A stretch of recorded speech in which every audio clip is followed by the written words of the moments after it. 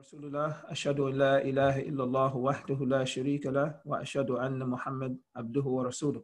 All praise is due to Allah subhanahu wa ta'ala. We praise and we seek his help. We seek his guidance and forgiveness. Uh, Before we start the actual discussion on the history of racism in America, I would just like to give just a very brief background about myself. Just brief.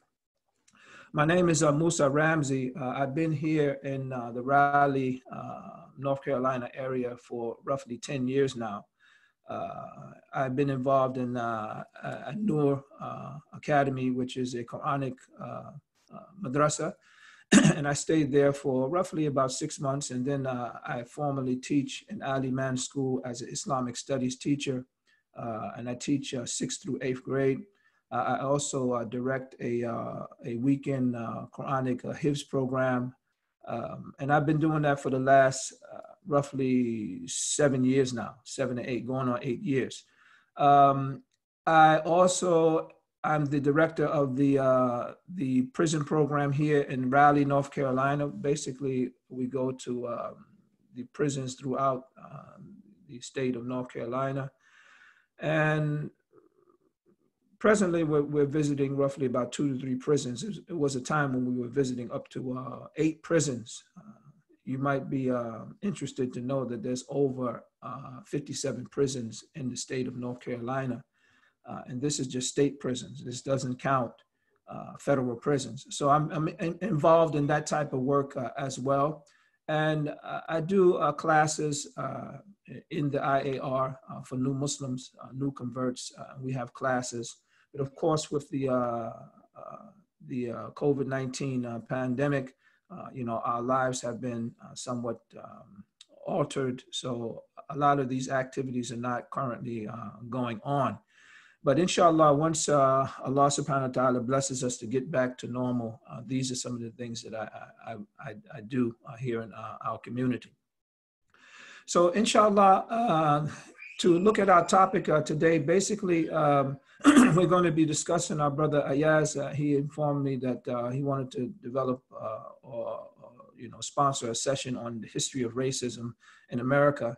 And it was recommended, because we have some students with us, to have some bullet points. That way it'll be easy to kind of like follow along on the train of thought and information.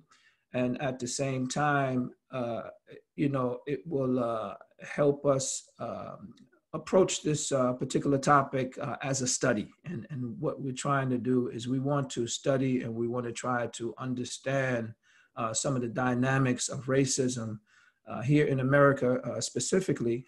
But we know in general, this is an issue that has occurred in many, many other countries for a very, very long period of time. So our topic, we're going to discuss briefly understanding racism through the lens of Islam, and inshallah, the historical timeline of racism in America, the psychology of racism and dehumanization, and supporting the oppressed. And inshallah, by the grace of Allah, we can really try to tackle these points systematically, one at a time, and in a timely manner, trying to give justice to each of the areas. So the first one, basically, what we should keep in mind is that Allah subhanahu wa ta'ala has given us guidance in these particular areas of racism. And one of the verses that we should ponder over and study is Allah subhanahu wa ta'ala says, English translation, we have already sent our messengers and the clear evidence, and sent down with them the scriptures and al-mizan, the balance, so that people may maintain their affairs in justice. And this is a very important verse when we begin to ponder over one of the reasons why Allah subhanahu wa ta'ala has sent the messengers, has revealed the scriptures, and has sent down the Furqan. And the Furqan is the criterion, understanding the criterion between right and wrong. And he clearly mentions it in this verse, is so that we might maintain justice amongst ourselves. So we're seeing that that the Quran is a relevant book for us, and it is there for us to understand how to govern our affairs. So quite obviously, as Muslims, when we find ourselves confronted with something like racism, the way that we see it proliferating today, then it is our faith and it is our duty and responsibility to turn towards the Book of Allah and to try to get the answers and the guidelines that Allah subhanahu wa ta'ala has given us in order for us to move forward in a way that is acceptable to Him, first and foremost. Also, many of us are familiar with the verse in Surah Al-Nahl, ayats 90, where Allah subhanahu wa ta'ala says, إِنَّ اللَّهَ يَأْمُرُ بِالْعَدْلِ وَالْإِحْسَانِ وَإِيتَاءِ ذِي الْقُرْبَى وَيَنْهَى عَنِ الْفَحْشَاءِ وَالْمُنْكَرِ وَالْبَغْيِ يَعِظُكُمْ لَعَلَّكُمْ تَذَكَّرُونَ. And the translation is indeed Allah orders al-adl, justice, and al-ihsan, excellent conduct, and the giving to relatives. And He forbids al-fahsha'i wal-munkari wal-baghi, this immorality and bad conduct and oppression. And I can hardly see these last points, but it says, He, Allah subhanahu wa ta'ala, He admonishes you so that you would be reminded, or that you may take heed. So these verses, when you look at the commentary that is on these verses, really they are very much relevant to us in our situations. And actually, if you look at the commentary of Imam Sa'di, Nasr al-Sa'di, a very well received commentary, contemporary commentary, he said that adl, basically linguistically, adl, it means to make things straight, to rectify and to establish equality, to put things in their proper place. So adl is a very, very important part of the process on us understanding how to conduct our affairs. And as a side point, we have to keep in mind also that one of the basic duties and responsibilities that Allah has given us in His Sharia is that we establish adl on a social level. And one of the other points is that we have taqwa on the individual level. So when we have taqwa, we are finding that the religion of Islam, it purifies the heart. It begins to develop our attitude towards Allah subhanahu wa ta'ala first and foremost, and then those around us. So we have these two very potent guidelines that we have to ponder over, which is having taqwa and having adl. And once these two principles come together, then we will find that the individual will be able to take the commandments of Allah that are embodied in the Quran and in the traditions of the Prophet and apply it to our situations, our circumstances. And inshallah, later on, I'm going to try to analyze the failure, the reason why we see laws that have been enacted in our country. I mean, you look at the Supreme Court and you look at all of the civil rights victories that we have witnessed and experienced within this country.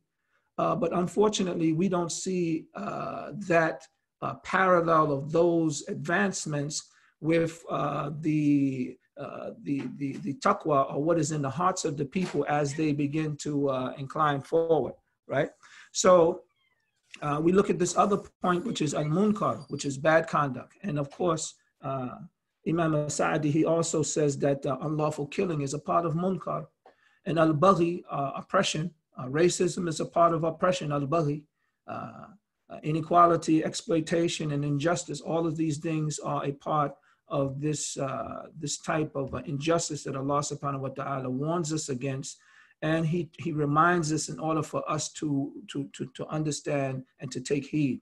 Now, this particular verse, it really struck me. Allah subhanahu wa ta'ala says, "I'dilu wa huwa aqrabu lit-taqwa, wattaqullah, inna Allaha khabirun bima ta'malun." And it's an amazing verse. Allah subhanahu wa ta'ala says, be just. Amr, He's given them a commandment. Justice is closer to taqwa. So here Allah subhanahu wa ta'ala is bringing these two very important principles together. Us having justice, understanding that the Quran has come to establish justice, and to understand that justice within our social setting, that it is very, very much, and it is very close to taqwa, us obeying Allah subhanahu wa ta'ala, and following His commandments, and fearing Allah subhanahu wa ta'ala, and be conscious about Allah subhanahu wa ta'ala in everything that we do. And then Allah subhanahu wa ta'ala, he finishes this particular verse with, he says, Inna Allaha khabirun bima ta'amalun. And this is the essence of taqwa, is that we should know that Allah subhanahu wa ta'ala, that he is aware of what we do. So, just to kind of like give this primer, for us to kind of like understand that the lens that we have to look at all of our problems, that it is very much in the Quran, and it is Allah subhanahu wa ta'ala that gives us the guidelines and the principles. Now, when it comes to us looking at the history of racism in America, one of the things that we should understand is that, and this really came to my attention, studying the history of racism in America, an individual has to study the history of American history. I mean, it is just that it is interwoven into the history and into the fabric of this country, right from the very inception of the early settlers coming here and establishing themselves in the newfound land. We begin to see a very unique parallel between the two. So I'm just going to give a very brief timeline on the racism in America, and not give a history class, but to understand that these two, they work hand in hand. So first and foremost, you may be interested to know that in 1619, the first slaves, African slaves, came to America in Yorktown, Virginia. And if you go there, you'll see a placard. They have, some symbols of this historical, reality. And we need more of these placards, because actually what we find is we have a lot of these monuments on the Confederacy and the Civil War and things of this nature, to remind people and to educate people on some of these historical events. Also in 1776, the Declaration of Independence was signed, and it was agreed, and the United States became a sovereign nation. And you might be interested to know that 8 out of 12 of the first American presidents, they owned slaves. So now we're looking at something that is very common back in those days, that slavery was something that it wasn't abnormal at all to own slaves and people of color. In 1808, the transatlantic slave trade was abolished. So basically, taking slaves from the coast of Africa and sailing across the Atlantic Ocean, that it was outlawed in America in 1808. So when you look at from 1619 to 1808, it has been documented, and this is hard documentation, that over 10 to 15 million Africans, they were transported to America for slave labor. And that doesn't even count all of those and the many Africans who died in that journey across the Atlantic Ocean. So you're talking about thousands of miles on a ship, tucked in the hull of a ship. Many of them dying from disease. Many of them dying from all cruelty. Many of them dying from just suffocation. I read one article that it was very difficult under the hulls of the ship to even have a candle to be lit. So you can imagine, and I gave this picture here if you can see it, you're talking about cargo. So you're stacking human beings on these ships, and you're taking them on journeys for months at a time to reach a new destination to sell them. And this is inhumane within itself. And inshallah, later on, I'm going to talk about one of the things about dehumanization. This is one of the psychological principles that we have to understand when we're looking at racism. Okay, so we have this portrait of Abraham Lincoln. He was elected as the 16th president of the United States in 1860. The reason why I put his picture up there is because we have to understand that this marks somewhat of a change in the straight up, slave type of mentality. You had a lot of abolitionists who began to rise, and people began to speak out on slavery because they understood the cruelty that was involved in it. So, I just had this picture there because he marks a turning point in the history. Okay, so we have the Civil War, 1861 to 65, the Civil War, and this is a unique page of American history when it comes to slavery. But what you have to understand is that the northern states, which were the Union soldiers, they begin to have a lot of tension begin to grow between the southern states. The southern states, their economy was based upon slave labor, cotton, tobacco, cash crops, they would call it. And the northern states were moving more into the industrialized type of economy. And they weren't dependent upon slavery as much. So quite obviously within this union of states, decisions were made with the political leaders. And of course, the ideas of representation from each state, the House of Representatives, and all of these other mechanics that helped these states function, we begin to find that the southern states begin to feel that they weren't being represented the right way. So what happened within the United States is there was a split. You had 7 states that acceded. They split from the Union, and the Civil War occurred. In the Civil War, over 600,000 Americans died within that war. And we know that the Union, the northern states, eventually were victorious. And the Emancipation Proclamation. So some of us, we are familiar somewhat with the Emancipation Proclamation. Many African Americans, they kind of like take this as an earmark on this is when slaves were freed from the bondage of slavery. But I want you to just kind of like read this, because basically the President Abraham Lincoln, he declared on January the 1st, 1863, that all slaves in the states engaged in rebellion against the Union shall be freed. So basically what this actually says is they used the Emancipation Proclamation as a war tactic. So these are two warring fractions, and he declared that all of the slaves within the southern states would be free with this emancipation. But what we have to keep in mind is that there were states up north, there were northern states who also had slaves. They also had slaves. The only difference is those slaves didn't rebel from the Union. So this was a war tactic. This was a strategy to kind of like tip the axis of battle. So, if we begin to really study the history, and, of course, unfortunately, we begin to get this whitewash and very vague idea about American history. But what we have to keep in mind is there's no way that we can understand American history if we don't understand the premise of white supremacy. We have to understand the premise of white supremacy. And it has a psychology, it has a methodology, and it has a history that is very much a part of the United States.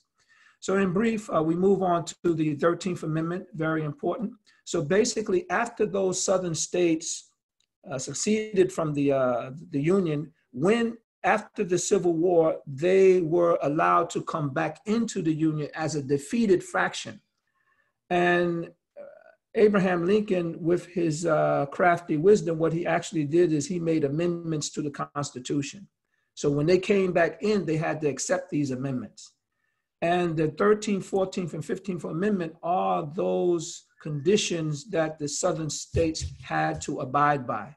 So the 13th Amendment, and everyone should be familiar with these if we are going to understand racism in America.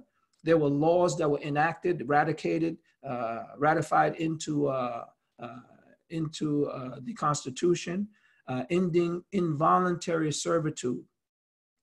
And if you look at the language, it says except when punished for a crime. And that's a very, very big emphasis.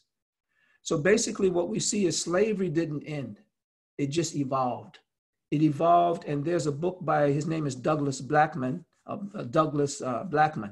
Basically, he has a book that is called Slavery by Another Name. And slavery by another name is they just shifted the apparatus of slavery. And of course, with this loophole, basically no involuntary servitude, meaning no slavery, except for those who are being punished by a crime. So now we have an era of blacks. The southern states created what is called black codes. And black codes is just for laundering, all kinds of codes that would incarcerate African Americans, would incarcerate them and to put them into prison. And we have the era of what is called convict leasing. Convict leasing was that era which was a different form of slavery, where the prisons would actually just lease out so-called convicted blacks to the same plantations that they were enslaved upon. So this is a very cruel and a very unique, hidden type of racism and discrimination. But if you begin to analyze the history of this country, you will see that this was very much a part of it. And then we have the 14th Amendment. You can just kind of like read that. The freedmen, that this amendment covers freedmen, that they're citizens of the United States, and they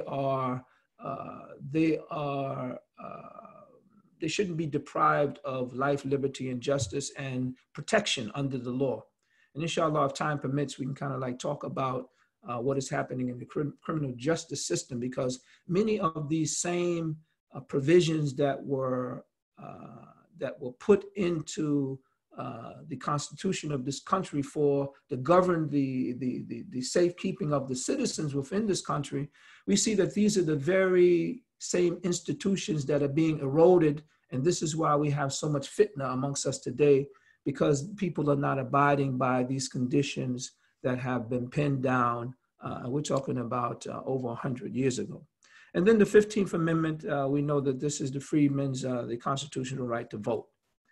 And today we still have these same struggles. So basically we're saying that we haven't evolved very much. When you look at gerrymandering, when you look at voter suppression, when you look at all of these tricks and all of these obstacles that are designed to hinder people of color from voting, because when they have a voting, when they have a powerful voting bloc, then they have some political power. And then we could have a vision, and you can begin to understand how you can put people in office that will be there to secure some of your concerns as citizens within this country.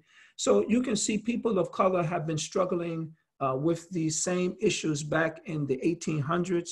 And to our amazement, we still see these same struggles today. And this is why, I mentioned, and it's not a point of hatred or injustice to call white supremacy for what it is. I mean, this country was based on white supremacy, and we cannot understand the history of the United States except through the lens of understanding the principles of white supremacy. If you understand white supremacy, then you will begin to unravel and unwrap the historical legacy that this country has maintained for many, many years, from its inception. Okay, so we go on to the Reconstruction. I know some of you have heard of 40 acres and a mule. This is something that was promised to the freed slaves. They call them refugees, over 4 million freed slaves. What are you going to do with them? So this was a presidential field order 15, if you can research it, that the government of the United States promised those freed slaves that they will get 40 acres and a mule so they can provide for themselves, and they can begin to integrate themselves into the American experience, with land, and to sustain themselves, okay? And of course, the defeated South, this land that was defeated, it was redistributed. And this happened, but it was confiscated after some time. Racial segregation, we come in more up to date, the 1849 to 1950s. And these are some very important civil rights victories and also Supreme Court. Back in 1896, what we actually see is Plessy versus Ferguson. And the highest court, that's supposed to be a court of justice, you know, if you look at the mantle, you have this blind woman holding two scales. This means that, you know, the justice is colorblind. Everyone gets treated the same.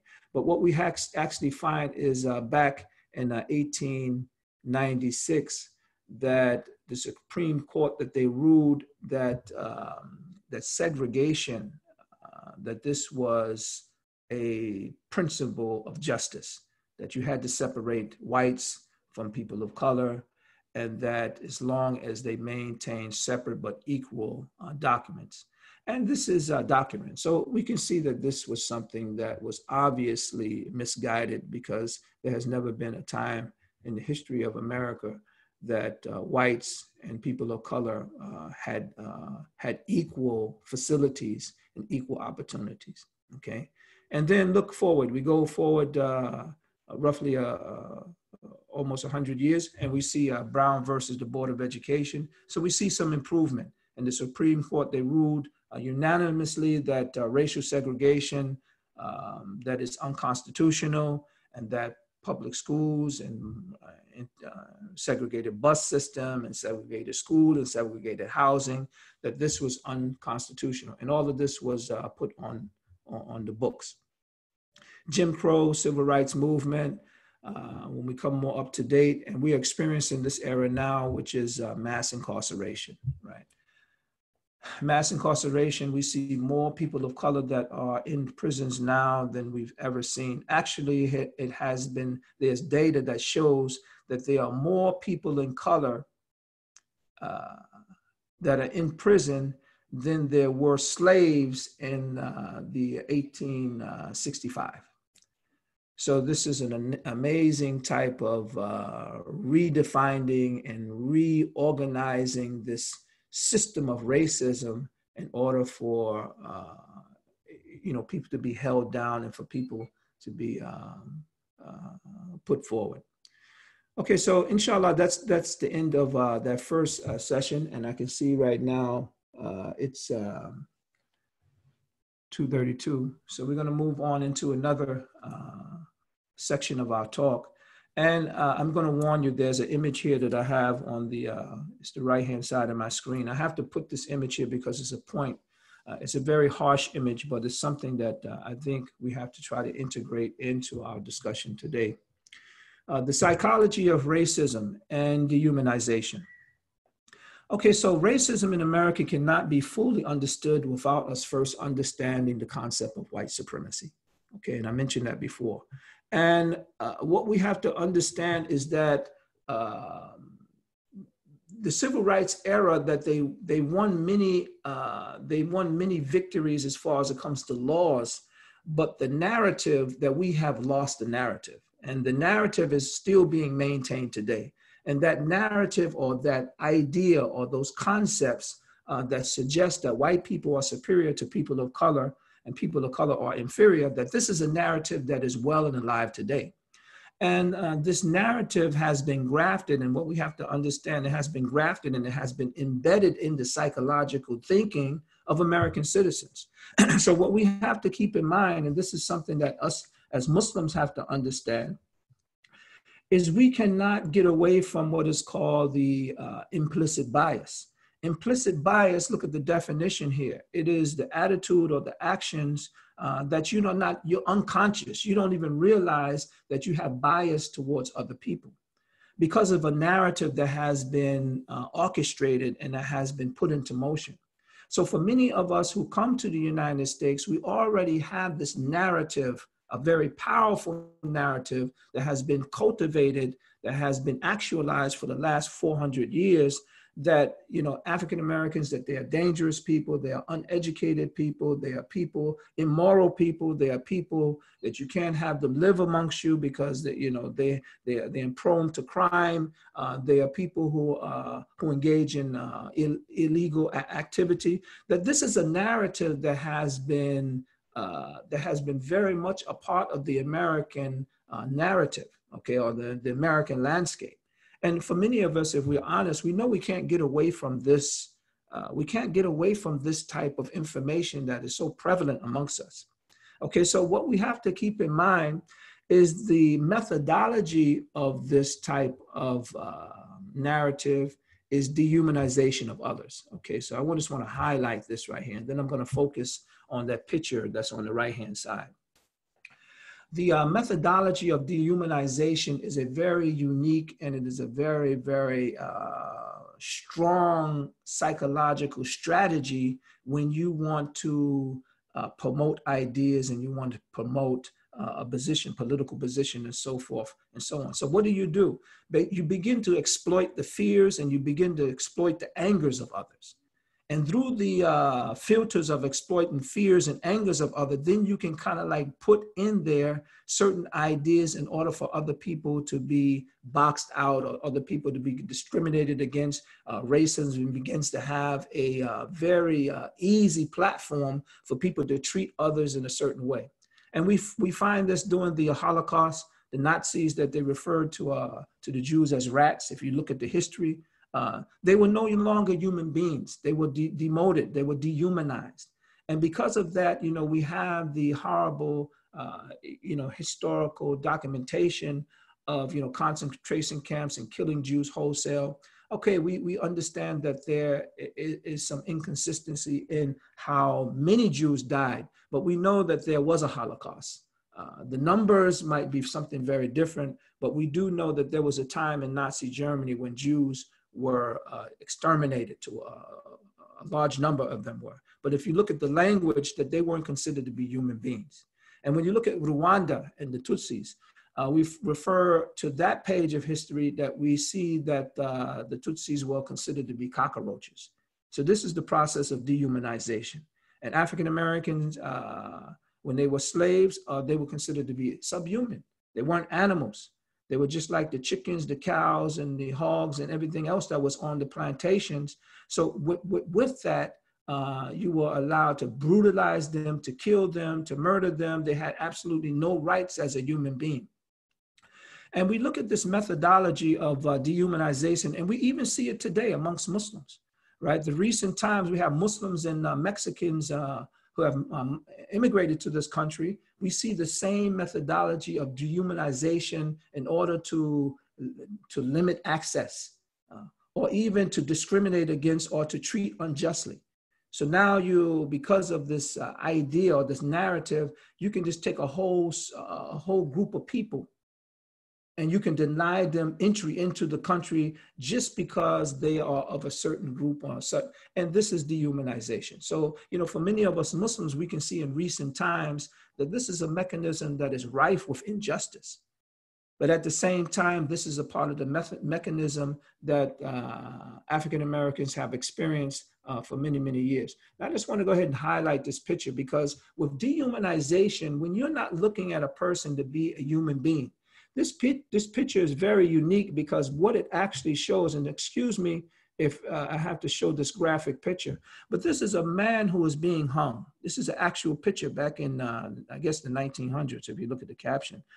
But basically, these are whites who brought their children, and this little girl right here, if you can see my asterisk, she's actually smiling. It's because they're not conceiving these people as being human beings. They're not human beings. So you can bring your children, you can have a picnic, you can have a barbecue. Look, she has to be no more than 6 or 7 years old.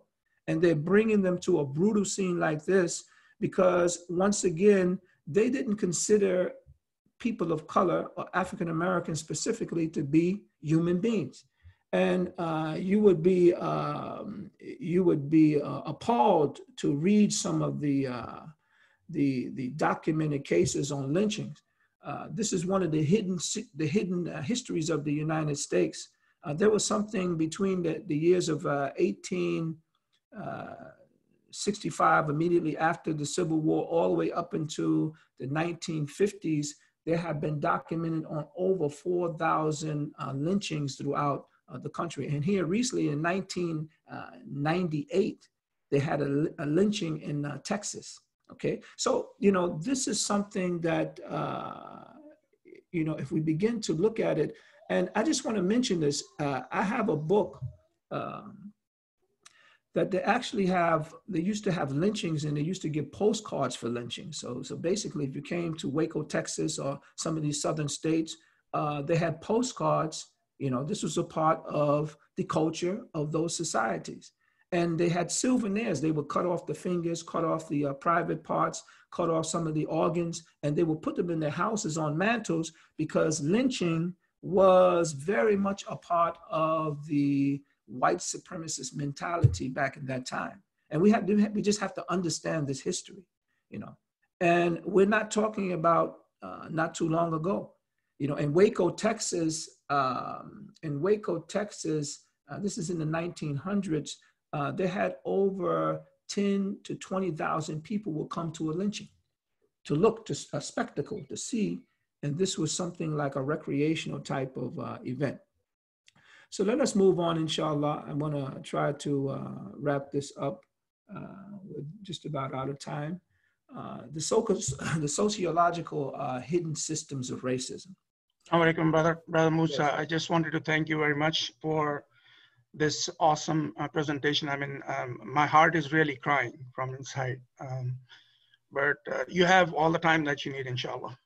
Inshallah. Well, we're almost finished. We have a couple of more points, and then we're going to wrap it up with supporting the oppressed. Okay, so basically the sociological hidden systems of racism, and this is something that we have to keep in mind as well. So basically, up until this point right here, an individual cannot understand racism in America if you don't understand the psychological premise of racism. You have to understand the historical legacy of racism. And then you can start looking at what is happening in our day and time, presently in our day and time, which is the sociological hidden systems of racism. And, there was a Pew research, and basically they found that the vast majority of people, both whites and blacks here in the United States, that they don't even understand the systems of racism. They don't understand the systemic system of racism. And this is the thing that we have to put emphasis on in this section of our discussion, is the systemic or institutionalized racism. Because systemic and institutionalized racism, it is hidden except for those who can analyze it, who can see it, and who can understand it for what it is today. Okay, so basically, when we look at the high unemployment in the inner cities, the urban cities, we look at the overpopulation of housing and projects, we look at poor schools and infrastructures and financing, and we look at urbanization and what is called food deserts. I mean, you have this concept now where there are certain locations, and I think for many of us, we can't even wrap our brains around what a food desert, what it consists of. But basically what a food desert is in the urban cities, in the inner cities, that there are no supermarkets in particular areas. I mean, the supermarkets are 3-4 miles away. And because of the poor public transportation, you have many people who are, in projects, who are in these areas. They can't get to these supermarkets to get fresh produce and to get the type of food that they need in order to have a good, healthy diet. So basically, they purchase all of their food from the corner convenience store. And, a corner convenience store would be something similar to Sheets or one of these 7-Eleven. These things have canned food and some, but basically very poor diet. And a lot of this is a part of the systemic racism that we see. And I would just invite all of you to kind of like look at the system of redlining. And redlining is a system where the real estate agencies, that basically they have carved out cities, and this is something that is hidden, but it is very much active today. That there are certain segments of the city that they are not for people of color. You don't have the signs anymore, but basically you have a system, and property value, it depends on the constitution of that neighborhood. So if you get one black family that moves into a particular neighborhood, the value of the housing value goes down. So this is a point of redlining. So what do? They basically systematically put African Americans in a particular side of the city. And it's here in Raleigh. When you go down past Martin Luther King Boulevard, you go down in the southern part of Raleigh, you will see that this is a concentrated hall where many people, African Americans and Mexicans, are living. And you can see that these areas are poverty stricken. They don't have all of the investments and all of the things that are needed for people to live a healthy lifestyle.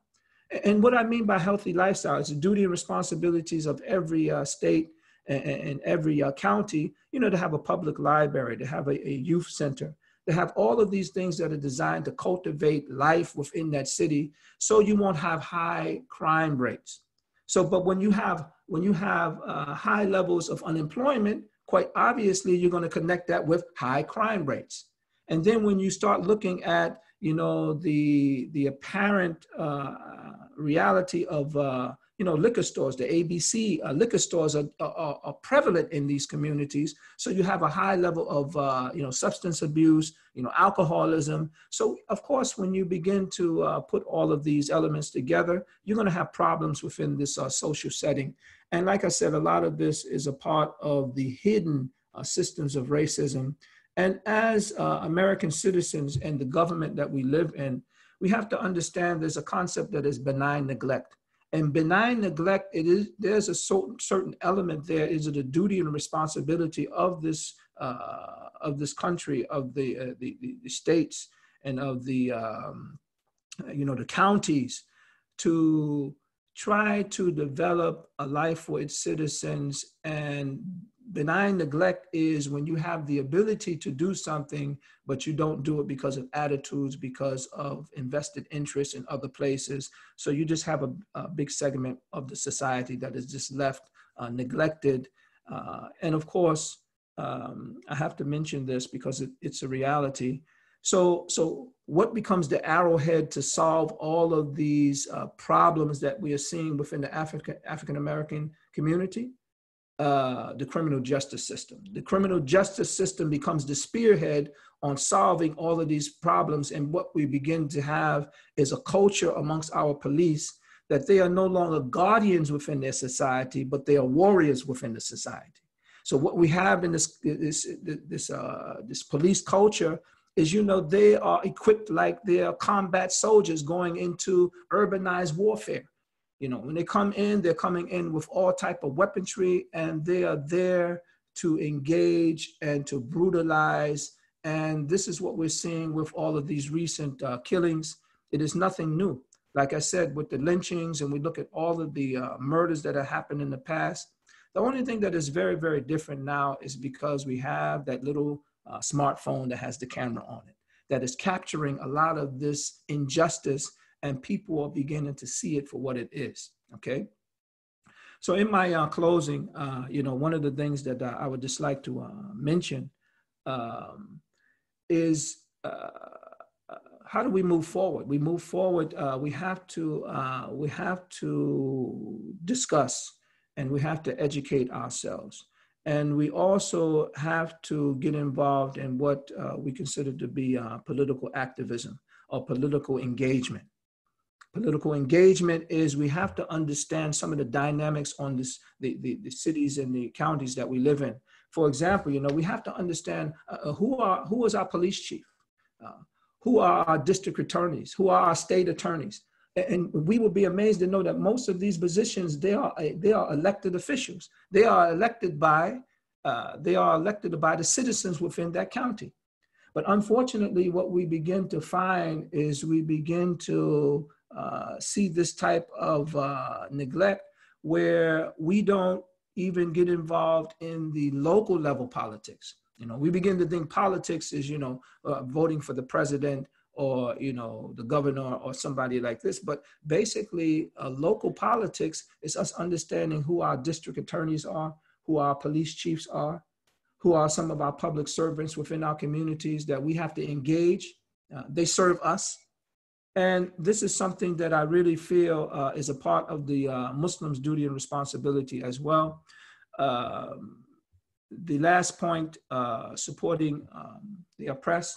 There are some very specific traditions of the Prophet Muhammad sallallahu alaihi wasallam. He said, beware of the supplication of the oppressed, for it ascends to Allah subhanahu wa ta'ala as if it were a flare. Now, this is an amazing, if you look at a flare, you shoot a flare up in the air, you see this is an amazing type of journey.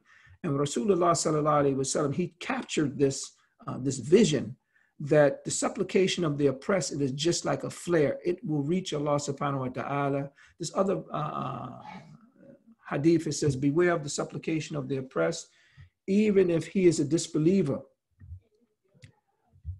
Let me get the rest of this. Even if he is a disbeliever, for there is no barrier between it and Allah subhanahu wa ta'ala. So this should make us think.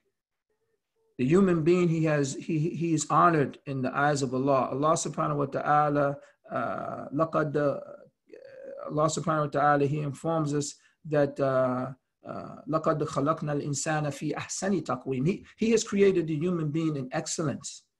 So he has a position. He has a position to be treated with duty, with honor and respect. And you know the principles of maqasid or the Sharia, it is jalb al-masali wa dar al-mafasid, that we have the duty and the laws of Islam within themselves for this honorable human being. It is to facilitate benefit and good for the human being. And it is to prevent harm and blocking injustice for the human being.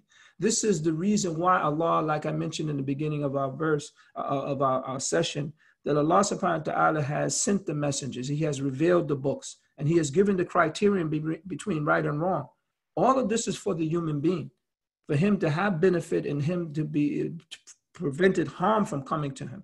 And then my last point before I open it up with questions and comments, is Allah subhanahu wa ta'ala, he mentions that وَلْتَكُمْ مِنْكُمْ أُمَّةٌ يَدَعُونَ إِلَى الْخَيْرِ يَعْمَرُونَ بِالْمَعْرُوفِ وَيَنْهَوْنَ عَنِ الْمُنْكَرِ وَأُولَٰئِكَ هُمُ الْمُفْلِحُونَ. Okay, so we see that Allah subhanahu wa ta'ala has put in the Quran that the Muslim, he has a duty and responsibility towards enjoining what is right. Let there arise from you a nation inviting to all that is good, enjoining what is right and forbidding what is wrong, and those will be the successful ones. So, and there are many other verses that even highlight that our nation is built on this principle. Our supplications to Allah, it is predicated upon us enjoining what is right and prohibiting what is wrong. So we see all of these indications that we have to get involved. We have to be those who are concerned about justice. And my brother, he wanted me to mention some points about protesting. AMJA, this is an organization of jurists in America. They have issued the opinion that Muslims participating in protests and demonstrations, that it basically borderlines on three principles. One of the principles that we have to understand about protests and demonstrations is that they vary from one situation to another, that there's no, this total blanket idea about protesting. Protesting, you have to look at the situation and the circumstances, number one. Number two, that it is a general default that peaceful protests of voicing your opinion, that generally Islam considers it to be permissible. We can't say it's haram. There are some scholars that say it's haram, but there are other scholars, and it appears that there's a stronger position that it is permissible to voice your opinion, to express your grievance. And if you look at the First Amendment of the Constitution, it gives citizens of this country the right to voice their grievance to the government. It is invited. It is a part of the healthy dialogue that must be created. So the first one is, it depends on circumstances and situations. Not every protest, not every demonstration, we don't treat them all the same, because they're not all the same. And right now there's something like maybe 30 states within this country that are protesting. And many of these protests are very different from each other, even though they are protesting for the same cause. For example, some of them that are burning, they are burning businesses and they're burning homes within their own communities. Now, of course, Islam doesn't condone this type of senseless protesting. And then there are other protesting where we see people coming together, the law enforcement coming together, whites and blacks are coming together. I went downtown and I seen, to my amazement, that there were just as many white people carrying Black Matter signs than black people. So, you know, with this type of protest, and you can get educated and you can bring people together for a common cause of justice, that quite obviously this is something that is, it is good. It is something that Islam encourages. So, you know, this is the second point. The third point is, and this is a very important point that MJ mentioned, and they said that that protests, you should take the counseling from the scholars and the researchers within your area. So, you know, we have to look at the institutions amongst us that deal with these political platforms, and we have to depend upon, and we have to trust some of their analytical interpretation on what's going on, and let them be the ones who determine, you know, what is correct, what is not correct, what we can do, what we shouldn't do. And these are very, very important principles for us to understand. So once again, with protesting, I just want to make it perfectly clear, because I know many of our youth, they want to get involved. And we have to understand it is important that we allow them get involved with things that they can get involved in. So number one, it depends on circumstances and situation, case by case scenario. Number two, that in the general framework on peaceful protesting, Islam considers it to be permissible.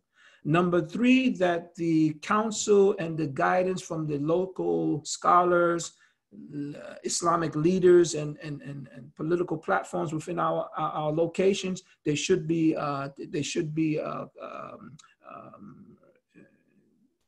asked, and their opinions and their guidance should be solicited. Okay, so we have these realities. So inshallah, from there, I'm going to stop here. I think we went a little bit over, but pray Allah subhanahu wa ta'ala, you know, give us some understanding and let us approach this particular issue, you know, as researchers, as students. We have to understand that the Prophet Muhammad sallallahu alaihi wasallam, he has basically took, you know, asabiya and racism and tribalism, and he put it all in the category of jahiliyyah. It is jahiliyyah. It is ignorance. And this type of ignorance, the only way that we can facilitate combating ignorance is pursuing knowledge. So I invite all of us to, you know, kind of like read a little bit more, to analyze a little bit more. And I want to, you know, thank our brother Ayaz for, you know, creating this platform so we can, you know, kind of like discuss and educate ourselves. I had to do some research and some, you know, some analyzing. And I pray that we can keep this going. Activism, political activism is more than just demonstration. Political activism, yes, it is voicing your disapproval of certain policies, and, you know, you're getting out and letting your views be heard. But that's not just it alone. Then we have to engage. We have to be able to be those who can understand the apparatuses within our communities, you know, and we have to be able to use the legislative branches in order for us to change things that we can change. So, you know, it is an educational process for all of us. I think we need to get involved. We need to ask Allah subhanahu wa ta'ala, you know, to give us the insight and the guidelines in order for us to be successful, to be those who are calling towards what is right, prohibiting what is wrong, and understanding that we do have a responsibility as believers. We have the book of Allah. He has sent it to us. We have accepted that book. And we have a duty and responsibility of guiding ourselves and guiding those individuals within our communities. And we ask Allah subhanahu wa ta'ala for his help, his guidance, and his forgiveness. Jazakallah khair. Assalamu alaikum wa rahmatullahi wa barakatuh. Jazakallah khairan. Thank you very much, Brother Musa. So now we have a few minutes left. If somebody wants to ask any questions, they can raise their hands and I will try and unmute them, inshallah.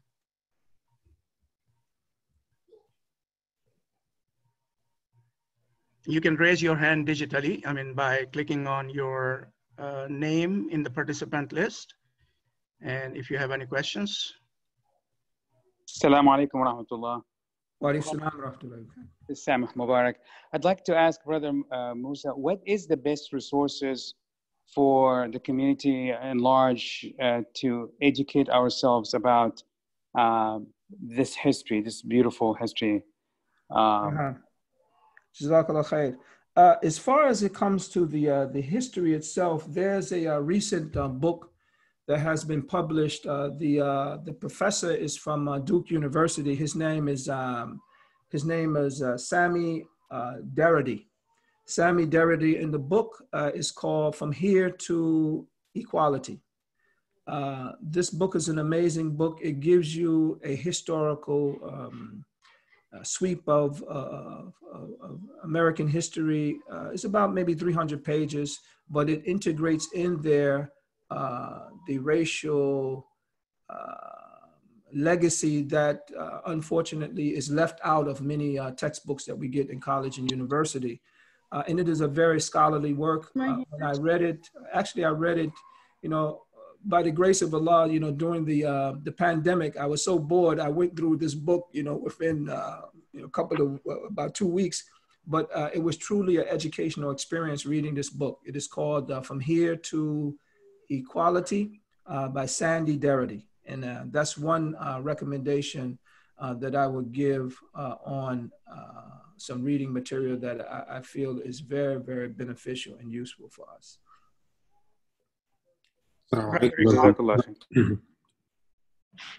Brother Musa? Yes. This is Dirwan. How are you? Wa Islam. How you doing, brother? Alhamdulillah.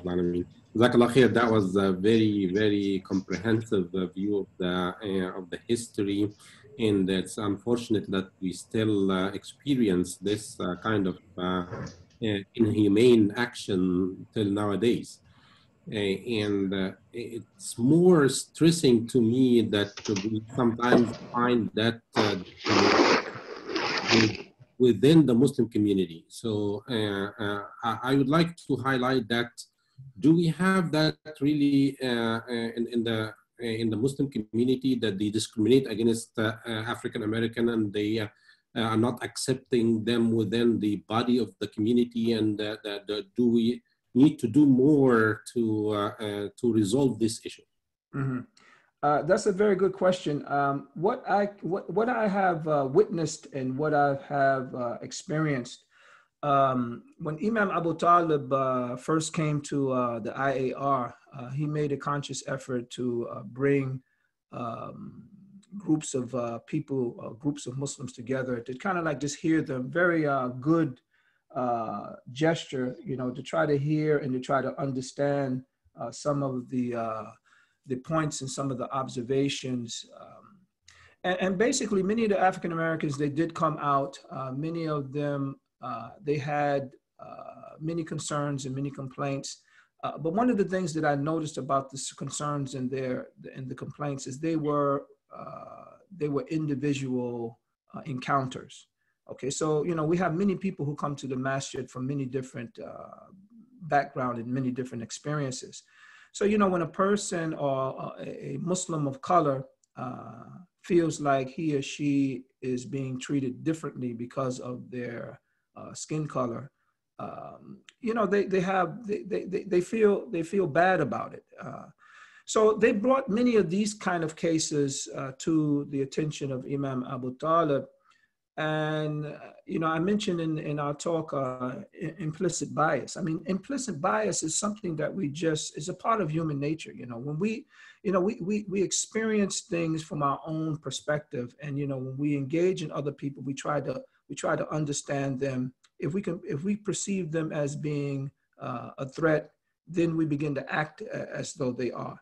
If we, with our own limited understanding, if we begin to consider ourselves better than them, or more educated than them, and more economically situated than them, and we look down upon them, these are all implicit biases that, of course, you're going to find in every society. And brother, even amongst the Arabs, they have this amongst themselves. So, this is something that is ongoing. And what we have as a mechanism is the religion. You know, we have many guidelines from the Prophet Muhammad sallallahu alaihi wasallam that basically gives us very specific examples on this ongoing problem that we have amongst ourselves as believers. And we have examples of some of the companions who had these tendencies amongst themselves. Abu Dhar and Bilal ibn Rabah, we see these reports. But the thing that I want to mention in brief is when you look at the policies and you look at the principles that prop the IAR up as a community center, as an Islamic association, you don't see these inconsistencies, you don't see these discriminations, or you don't see these racial overtones. So this is something that I really feel, and I brought that to the attention of a lot of our brothers. You know, if we can look at the policies and we can see some racial overtone within the policies, then we can say, you know, these things have to change because they are fueling attitudes and they are fueling, you know, actions amongst the Muslims themselves, and we have to change that. But you know, when you do a thorough scan, you don't see any discrimination in this area. But what you do see, unfortunately, is you do see implicit bias from one person to the next, and you might have one Muslim from a particular country or a place who feels like others don't accept them. And then you have, you know, maybe African Americans. So, you know, this thing is something that I think all of us have to have some very strong, you know, analytical look at our own actions and really try to understand how we can be better Muslims and how we can be a better ummah, you know. Individually, yes. Brother Ikram has a question, I believe. Brother Ikram. Assalamu alaikum, Brother Musa. Wa alaikum salam wa rahmatullahi. MashaAllah, Dr. Musa. Very nice topic, and Jazakallah khair for coming in to talk about this and discuss this with us, inshallah. I guess the undertone of my question is what are we doing wrong? I mean, you know, I have been working in the United States for 25 years, been in Brooklyn, went through the phase of the protest against the Bosnia, what was happening there. Some of the strongest black brothers, you know, that I have witnessed, or black community that basically led us to the Salatul Jummah in front of the UN. I mean, it basically propelled me to see them in a very different light, that these are strong Muslim brothers and they basically can take the mantle of Muslim organizations here in the United States and take them to the next level that we as brown people have not been able to achieve it. And then I come across the narrative that the brown people inclusion into the United States of America was to put a bridge between the whites and the blacks because of the factor that, you know, the white supremacist was not having a ball run against the black people or the colored people. Then you had the 9/11 incidents against the stereotyping of the Muslims in general. And we went through many churches, and it was there when I understood that the Afro-Americans, you know, were very receptive to us, kind of had a very, you know, a soft heart towards us. However, they also in turn wanted us to feel their pain through what they went through in the Americas. So I'm just saying, you know, 25 years have gone by, and these incidents were not new. They were there. I mean, we're still doing many things wrong. And I think, you know, obviously we are just scratching the surface with these talks and all. I just wanted to also end by saying that, you know, before Ramadan kicked in, I think there was basically a post of a collection of 10 books to learn about Black history during the Black History Month. And Alhamdulillah, you know, Mas has partnered with Glenn Silver, who will basically review all these 10 books one at a time in a session, inshallah, to better understand the history. So with that, you know, I think I'm just opening the floor about the, you know, many aspects that I'm still confused about as to how we really can help, you know. And if Yeah, go ahead, brother. Somebody was trying to say something. Oh, I'm sorry. I guess, I just, it was a kind of like a ballpark area, but I think, even though we find them to be the oppressed, but I still find the Black Afro-Americans, especially among the Muslims, very strong individuals, very committed to their deen and all. So it seems like more that we need to actually work hand in hand and, leverage on the power, inshallah, So your thoughts and comments on these. Absolutely. One of the things that I would just add to that, that observation is many of our African American brothers who have accepted Islam, and this is something that I want you to try to look at. One of the things that you would find is because of our history in this country, really many African Americans, they feel like they have found their true identity as Muslims. And this is why you see many of your African Americans, they will wear, a cap, and they will wear a thobe, and you will see some of the Islamic dress code, more apparent in your American Muslims, because a part of their accepting Islam, has been to throw off an identity that they never felt was theirs. And you have to just understand the historical backdrop, because basically, when many Africans came to this country, they took on the names. Even today, you have African Americans' name is Bill, Peters, and Johnson, and McGlynn, or whatever. If you go back and trace the history, these were the names of those slave owners that owned these people. So, this is a history that we have to maybe can take something. The Nation of Islam, the Nation of Islam with Elijah Muhammad, and originally Malcolm X became a very prominent spokesperson. The whole idea of Malcolm X, he was an X, but many of the Black Muslims at that time, they took on the X, and the position was that we are not going to call ourselves Johnson and Peters until we find our identity. And what we find is Malcolm X, what did he become? He became Malik Abdul Shabazz. So once he began to find the original teachings of Islam, he took it on as his identity, and he found his identity. So, I just wanted to just put that in there, because, what we see within the behaviors and some of the characteristics with African-American Muslims, it has a historical backdrop as well. Not saying that all of it is 100% correct, because I can tell you there's a principle in Islam that you should take on your father's last name. So, I at one time, I had did away with my last name, which is Ramsey. But Islamically, unfortunately, you have to understand that my father, his name was Ramsey. So I can't discard that last name, because that would throw confusion into, the lineage system. We have to be able to identify, who we are, who our children are, in order for us to abide by Islamic principles of race, not of race, but of,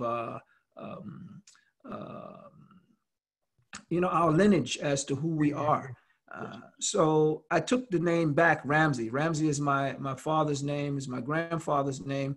And, you wouldn't have to go back no more than 3 to 4 generations. And more than likely, there was a Ramsey who was a plantation owner that owned some of my ancestors. But what do we do in this dilemma? Allah subhanahu wa ta'ala says that there's something that we have to safekeep for identification purposes, because it's not permissible for me to marry a sister or to marry an aunt and things of that nature. And what keeps us within that framework is the identity that we have within our family structure.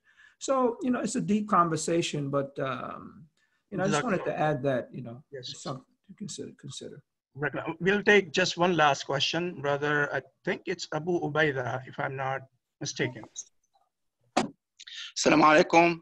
One question, what do you think about involving in the police force?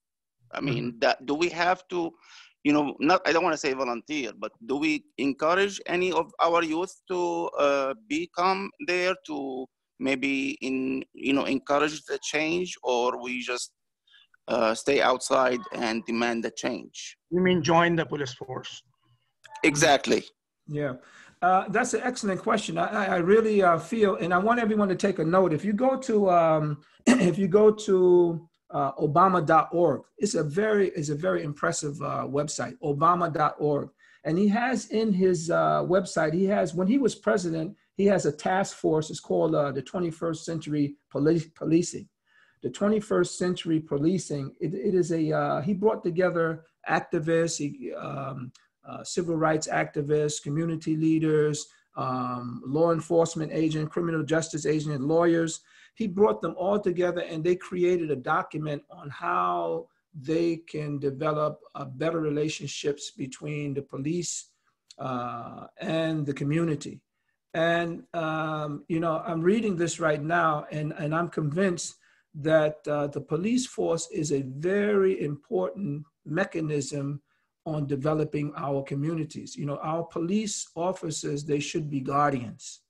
This is the idea. They're guardians. They protect the lives of its citizens.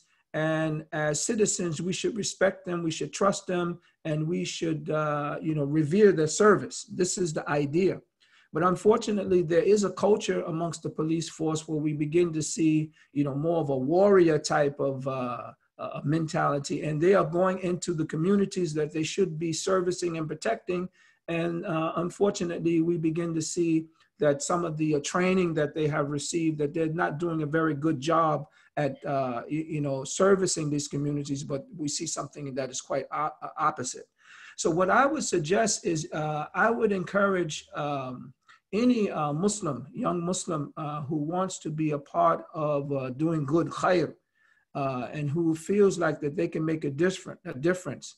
And right now with this 21st century policing, one of the very unique things that we all can become a little bit more active at doing is we can go to our local police stations and try to understand, well, what is the documents on policing in the communities, and make suggestions. I mean, have forums where we can talk to the local police and find out what kind of training are their officers receiving on implicit bias, what kind of training are they receiving on, not only engaging in conflict, but, police officers also should be those who know how to deal with, mental people who have mental challenges, and people, how do they de-escalate? What type of training is in place? So in your question, brother, I would say quite obviously, yes, we do have to have Muslims engaged in some of these institutions within our society, because this is the way that we begin to service in a real way and be a part of this society, and is most important, without compromising our religion and without compromising our practice. Jazakallah khairan. I would like to ask Brother Hatim if he has anything to say.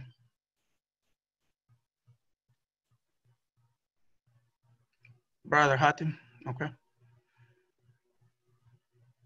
Brother Hida, would you like to close this meeting? I see quite a few people are on mute. Assalamu alaikum. Walaikum salam, Brother Hatim. Yeah, sorry, I was muted. So I think you want me to make dua, or you want me to close it? Sure. I mean, I would like to thank Brother Musa first, and then, if you can just. So, wallahi, Brother Musa, it was very informative. Jazakallah khair. Wallahi, me and my wife are joining, and we really learned a lot from it.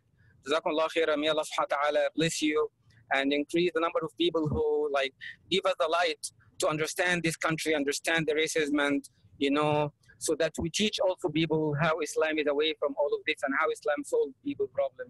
May Allah subhanahu wa ta'ala accept from you. Jazakallah khair. Ameen. So with this, Maybe if someone make dua, I don't think. Brother Hida. نعم السلام عليكم ورحمة الله وبركاته. عليكم السلام. جزاك الله خير Brother Musa. It's always nice to hear from you and listen to you. MashaAllah. Alhamdulillah. Inshallah, we need to, as you mentioned, we need to have more participation in different areas in the society, being available, being seen for our Muslim communities, inshallah, as much as we can, inshallah, because our African American, Muslim, and even non-Muslims, they are waiting to see a lot from us. يعني people are waiting to see from us. فإنشاءالله إحنا يعني we're not asking for something impossible, but we are asking for something we can all do بإذن الله. الحمد لله والصلاة والسلام على رسول الله. الحمد لله الذي جعلنا مسلمين، الحمد لله الذي جعلنا مؤمنين، الحمد لله الذي جعلنا موحدين، الحمد لله الذي جعلنا إخوة متحابين في الله، لا أرحام بيننا ولا دنيا بيننا، وإنما هي محبة في سبيل الله. نرجو سبحانه وتعالى أن ينفعنا بها يوم لا ينفع مال ولا بنون إلا من أتى الله بقلب سليم. اللهم صل وسلم وبارك على سيدنا محمد في الأولين، وصل وسلم وبارك عليه في الآخرين، وصل وسلم وبارك عليه في يوم الدين. اللهم إنا نسألك العفو والعافية في الدين والدنيا والآخرة. اللهم إنا نسألك العفو والعافية في الدين والدنيا والآخرة. اللهم إنا نسألك العفو والعافية في الدين والدنيا والآخرة. ربنا افتح بيننا وبين قومنا بالحق وأنت خير الفاتحين. اللهم اجعل جمعنا هذا جمعا مرحوما، وتفرقنا من بعده تفرقا معصوما، ولا تجعل بيننا شقيا ولا محروما. اجعلنا يا ربنا ممن يستمعون القول فيتبعون أحسنه. أرنا الحق حقا وارزقنا اتباعه، وأرنا الباطل باطلا وارزقنا اجتنابه، واجعلنا من جند الحق الذين يدافعون عنه ويبذلون في سبيله، وأجرنا على ذلك، واغفر لنا تقصيرنا في حق إخواننا. أقول قولي هذا وأستغفر الله لي ولكم، وجزاكم الله خيرا، وسبحان ربك رب العزة عما يصفون، وسلام على المرسلين، والحمد لله رب العالمين. جزاك الله خير. جزاك الله خير. Alhamdulillah. Brothers, assalamu alaikum wa rahmatullahi wa barakatuh. Alhamdulillah. Assalamu alaikum wa rahmatullahi wa barakatuh.